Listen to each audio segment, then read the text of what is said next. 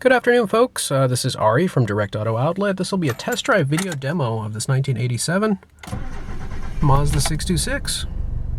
Without further ado, we'll go ahead and get started. Go ahead and turn the AC on here. The AC does blow cold.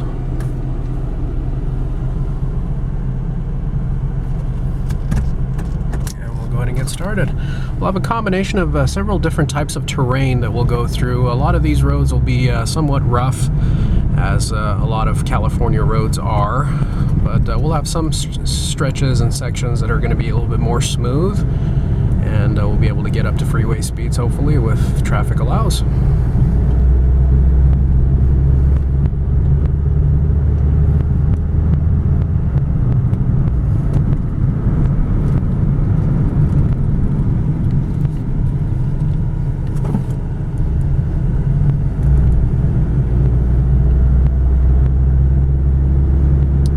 Speed bump over here.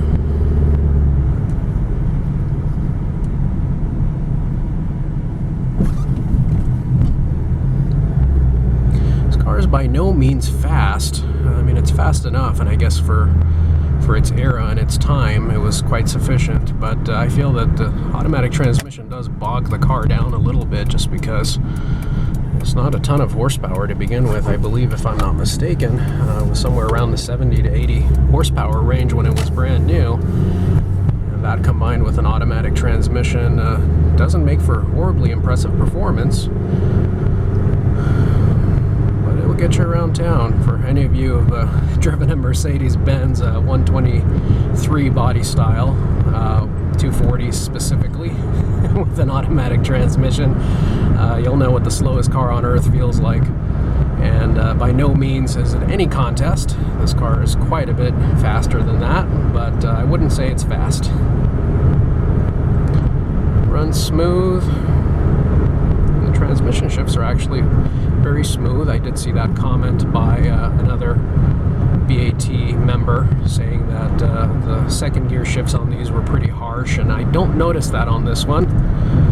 Like many cars of its era, many imports of its era, the shifts aren't so subtle that you don't feel them. But like many other cars of its era, you do feel the shifts. I wouldn't call them firm or hard by any means, but you do feel the shifts. Can't tell when the vehicle shifts. I've driven many cars since, many Lexus vehicles and other types of vehicles, luxury vehicles, Lincoln Town cars, where the shift is really not even noticeable. That's not the case. All of the shifts in every gear are noticeable on this vehicle, but it's not jarring. It doesn't throw you back into your seat. It doesn't throw you forward. And I would say it's very smooth. It's interesting to know that that was a challenge for this car when it was brand new. I guess I'm not as experienced with these as more modern vehicles, but to me it didn't feel out of the ordinary at all.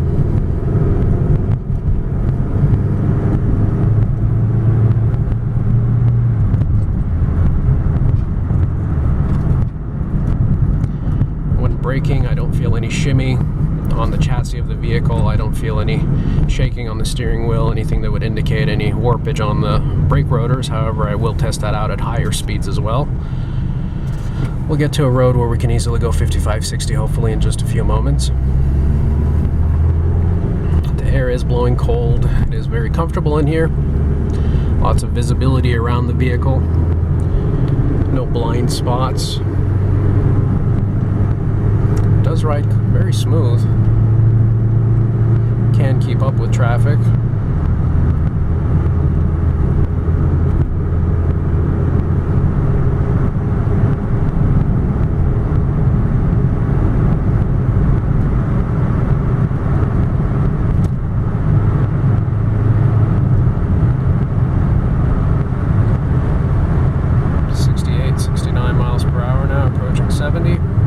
Letting go of the steering wheel. Steering wheel is staying straight. Vehicle is staying in its lane. Now we'll apply the brakes. I feel zero shake or shimmy on the chassis, on the pedal, and on the wheel. Zero warpage on the brakes. Brakes feel strong. They feel adequate for today's technology and today's roads. ahead and go a little faster on this road here.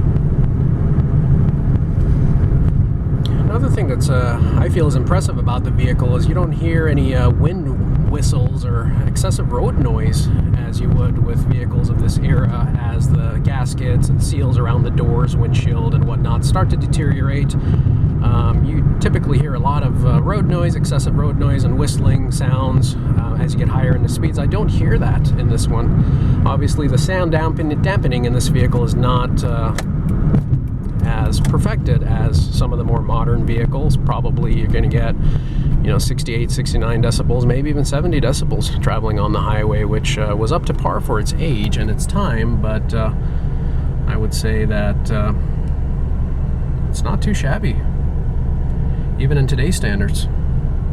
The dashboard, as you can see, is in very good shape. It's a daily driver quality car. It's not a showroom condition vehicle. However, it does look like it has been loved and well taken care of. I would have loved to see this vehicle in a manual transmission, and based on the comment that another user left, it's kind of nice to know that it can be converted without a whole lot of trouble or hassle.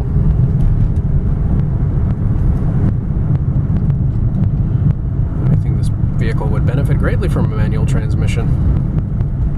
Quite honestly, I think it'd be more valuable. Now, one thing I've noticed being in the business time and time again is oftentimes some of the nicer, older units like this that are in all original condition with lower mileage, for its age, of course, I do find that most of them come in automatic transmission. And my theory on that is folks that purchase these vehicles, the senior citizens, the more responsible, more mature owners, prefer the automatic transmissions, and those are the types of people who take care of these cars best and preserve them and hold on to them for years, and maybe they don't keep them inside a showroom condition type of environment. However, they do daily drive them, maintain them well, and take good care of them. And that's why almost every nice older vehicle of this era you see is typically an automatic transmission. The type of person who buys the automatic transmission is also the type of person who takes this great a care of the vehicle.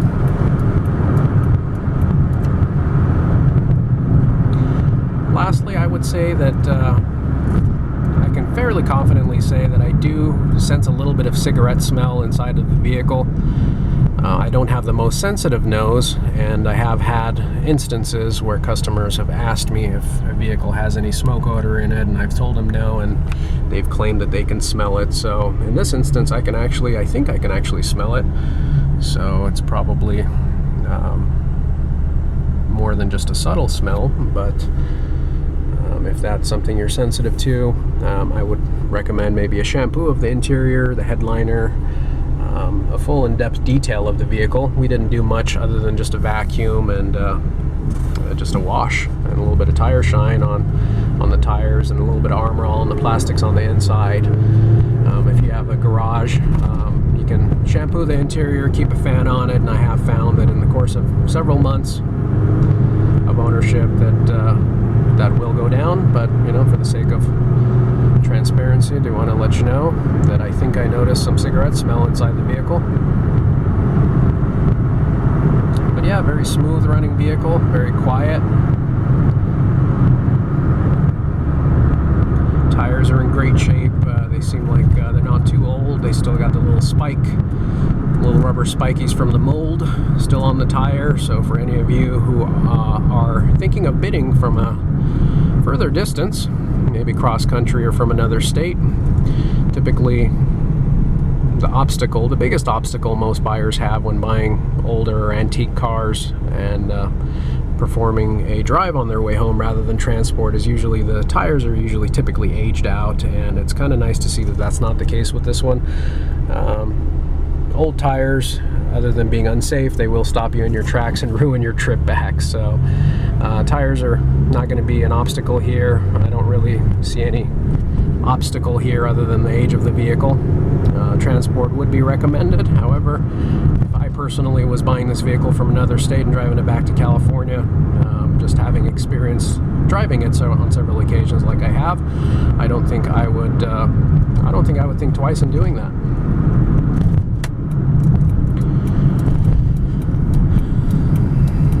Thanks for watching, folks, as we make our way back. I am available for any questions, and good luck to everyone who's thinking about bidding. Thank you all for your participation, and we hope to interact with each and every one of you soon. Have a great day, guys.